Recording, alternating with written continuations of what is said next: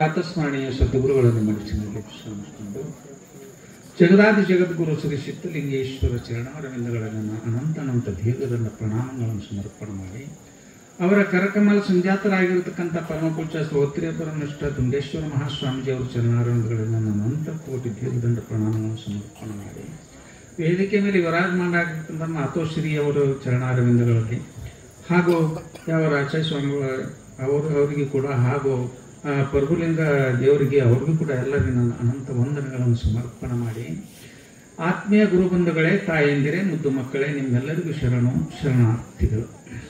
ಇಲ್ಲಿವರೆಗೆಲ್ಲ ಬಹಳ ಸುಂದರವಾಗಿ ಹೇಳ್ಕೊಂಡು ಬಂದರು ಭಕ್ತಿ, ಜ್ಞಾನ, ವೈರಾಗ್ಯದ ಬಗ್ಗೆ. ಕರುಣಿಸನಾಗಿದ್ದಾನೆ ಬೇಡುವೆನ ಭವ ಬೇರೊಂದು ವರವನಲ್ಲೇನೋ ಮುಕ್ತಿ ದೊರೆಯುವ ಸಾಧನವ ಅಂತ ಪರಮಾತ್ಮನಲ್ಲಿ ಭಕ್ತ ಬೇಡ್ಕೋತಾ ಇದ್ದಾನೆ. ಏನ್ ಬೇಡ್ಕೋತಾ ಇದ್ದಾನೆ? ಏನಾರೇ ಬೇಡಲಿಲ್ಲ, ಮುಕ್ತಿ ದೊರೆತಕ್ಕಂಥ ಸಾಧನವನ್ನೇ ಕೊಡೋದಾದ್ರೆ ಮತ್ತೇನು ಬೇಕಾಗಿಲ್ಲ ನಮಗ. ನಚಿಕೇತನು ಕೂಡ ಇದನ್ನ ಬೇಡ್ಕೊಂಡು ಯಮರಾಜನ ಹತ್ತರ ಸಾಕಷ್ಟು ಭೋಗ ಭಾಗ್ಯಗಳನ್ನು ಕೊಡ್ತಾರಂತ ಹೇಳಿದ್ರೂ ಕೂಡ ಬೇಕಾಗಿಲ್ಲ. ಆ ಮುಕ್ತಿ ದೊರೆತಕ್ಕಂಥ ಸಾಧನವನ್ನೇ ನಮಗೆ ಕೊಡುವ ಹೊರತಾಗೆ ಇದೆಲ್ಲ ನಮಗೆ ಬೇಕಾಗಿಲ್ಲ. ಮುಕ್ತಿ ದೊರೆತಕ್ಕಂಥ ಸಾಧನಗಳನ್ನು ಬಹಳ ಹೇಳಿದ. ಭಕ್ತಿ ಮಾತ್ರವನ್ನು ಮಾಡಿದೊಡೆ ಕೇಳಂಗನೆ ಮುಕ್ತಿಯೇ ನೀವು ಒಲಿದೀವನೀಶನು.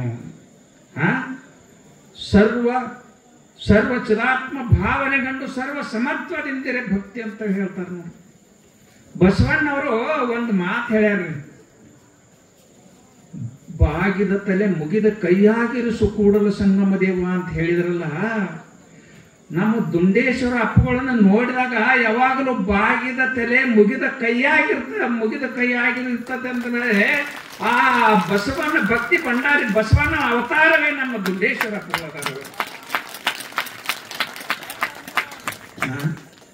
ಅವರು ಬರೇ ಅವ್ರ ಗುರುಗಳಿಗೆ ಅಟ್ಟ ಕೈ ಮುಗಿತಾರಂದಿರಿ. ಮತ್ತೆ ನೀವು ಗುರುಗಳ ಮುಂದೆ ನಿಂತು ಎಟ್ಟ ಭಕ್ತಿಯಿಂದ ಕೈ ಮುಗಿತಾರೋ ಭಕ್ತರಿಗೆ ಕೂಡ ಅಟ್ಟ ಕೈ ಮುಗಿತಾರ ಅವರು. ಯಾಕ ನೀವು ಏನಾರ ಕೊಡ್ತೀರಿ ಅಂತ ಹೇಳಿ ಕೈ ಮುಗಿತಾರನ? ಏನು ಬಂದು ಸೇವಾ ಮಾಡ್ತೀರಂತ ಕೈ ಮುಗಿತಾರನ? ಇಲ್ಲ ಇಲ್ಲ. ಎದರ ಸಲುವಾಗಿ ಕೈ ಮುಗಿತಾರ? ಆ ಸಿದ್ಧಲಿಂಗನ ಸ್ವರೂಪರೇ ನೀವು ಭಕ್ತರಾದ್ರಿ ಅಂತ ಸಿದ್ಧಲಿಂಗನ ಸ್ವರೂಪರೇ ಅದರಂತೆ ನಿಮ್ಗೆ ಕೈ ಮುಗಿತಾ ಇದ್ದಾರೆ. ಸರ್ವವೆಲ್ಲವನ್ನು ಚಿದಾತ್ಮ ಭಾವನೆಗಂಡು ಸರ್ವ ಸಮತ್ವದಿಂದಿರೆ ಭಕ್ತಿ ಅಂತ ಹೇಳ್ತಾರೆ.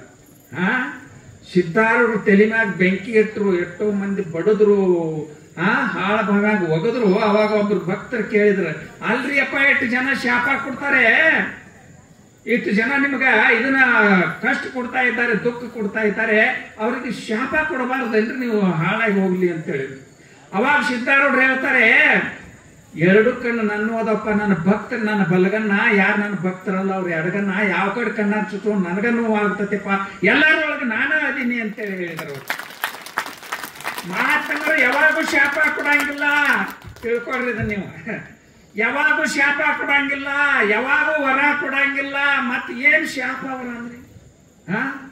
ಬರ್ತಾರೆ ಮನ್ಯಾಗ ಕಷ್ಟ ಆಗನ, ಮನ್ಯಾಗ ಏನ್ರ ತೊಂದ್ರೆ ಆತು ಅಂದ್ರೆ ಗುರುಗಳ ಮುಂದೆ ಅಡ್ಡ ಉದ್ದ ಬಿದ್ದು ಹೇಳ್ತಾರೆ, ಗುರುಗಳ ನಮಗ್ ಕೃಪಾ ಮಾಡ್ರಿ. ಅವ್ರ ಕೈನ ತಾವು ತಲೆ ತಗೊಂಡ ತಮ್ಮ ಇಟ್ಕೋತಾರ ಗುರುಗಳ ಕೈ. ಕೃಪಾ ಆಗೋದಿಲ್ಲ, ಕೃಪಾ ಆಗೋದಿಲ್ಲ. ಕೃಪಾ ಅಂದ್ರೆ ಏನು? ಆಶೀರ್ವಾದ ಅಂದ್ರೆ ಏನು? ಗುರು ಅಂದ್ರೆ ಮಾಡುವಂತ, ಪಾ ಅಂದರೆ ಒಂದು. ಏನ್ ಮಾಡು? ಭಕ್ತಿಯಿಂದ ಗುರು ಸೇವೆಯನ್ನು ಮಾಡು, ನಿನ್ನ ಗುರು ಕೃಪಾ ತಾನಾಗೆ ಆಗ್ತತಿ ಅಂತ. ಅದು ಗುರು ಕೃಪಾ, ಅದು ಕೃಪಾ. ಆಶೀರ್ವಾದ, ಅದು ಆಶೀರ್ವಾದ, ತಾನಾಗೆ ಆಶೀರ್ವಾದ ಆಗ್ತದೆ ಹೊರತಾಗೆ ಮತ್ಯಾವುದಲ್ಲ ಅಂತ. ಆ ರೀತಿಯಿಂದ ಏನಪ್ಪಾ ಅಂತಂದ್ರ ನೀವೆಲ್ಲ ನಂದೇಶ್ವರದ ಭಕ್ತರಿದ್ದೀರಲ್ಲ, ಮತ್ತೆಲ್ಲಿ ಕಾಶಿ ರಾಮೇಶ್ವರ ಎಲ್ಲಿಗೆ ಹೋಗೋದು ಬೇಕಾಗಿಲ್ಲ. ಎಲ್ಲ ಇಲ್ಲೇ ಬಂದತಿ, ಎಲ್ಲ ಇಲ್ಲೇ ಬಂದತಿ. ನೀವು ಆ ಗುರುವಿನ ಸೇವೆ ಏನ ಭಕ್ತಿಯಿಂದ ಮಾಡ್ತಾ ಇದ್ದೀರೋ ನಿಮಗ ಗುರುವಿನ ಕೃಪಾ ಹಾಗೆ ಆಗ್ತತಿ. ಗುರುವಿನ ಕೃಪೆ ಮುಕ್ತಿಗೆ ಮೂಲ ಅಂತೇಳಿ ನೀವೆಲ್ಲರೂ ಜೀವನ್ ಮುಕ್ತರಾಗ್ತೀರಿ ಅನ್ನೋದು ಸಂದೇಹ ಇಲ್ಲ ಅಂತೇಳಿ ನಾನು ಮಾತುಗಳನ್ನು ಮುಗಿಸ್ತಾ ಇದ್ದೇನೆ. ಹರಿವಂತ.